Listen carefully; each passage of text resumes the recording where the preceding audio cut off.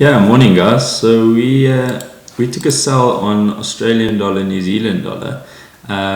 We had quite a few. If we look at the daily, we had a bearish engulfing under that major. If we go to the 8 hour, nothing quite there on the 8 hour. However, on the 4 hour, we did have that hanging man for price to come down. So yesterday we took an entry at 1,0903 at that 71, and our expectation was for this to break out to the downside.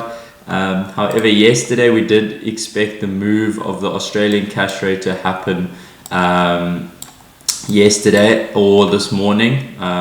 So this morning at 6:30 South African time, we had their cash rate as well as their press conference an hour later. So our expectation was for price to move in our favor, at the release to be a bullish release, which means that will push AN upwards, and then it would continue down, which would have been our second entry. So if I just play through, so we'd taken the sell, we then waited for this candle gap to close, and it did so. It closed at that candle gap at the release. However, we expected it to come back up for entry. So we closed at that. We were about 20 odd pips or 15 pips in profit, I think, from that entry to the candle gap, 18 pips.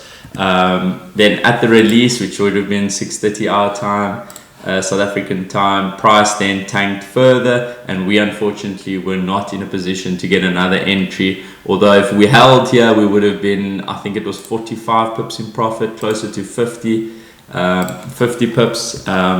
However, the plan was there from Sunday. We prepared the week.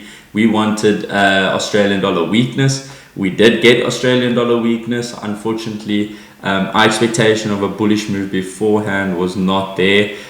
So we did miss the second entry. However, we did capitalize on 15 pips, which is great. So yeah, keep eyes on the next one, and let's see what the markets present to us. Hi guys, I'm Connor, a full-time trader. If you're interested in trading like me, visit the website below or click on the link in description.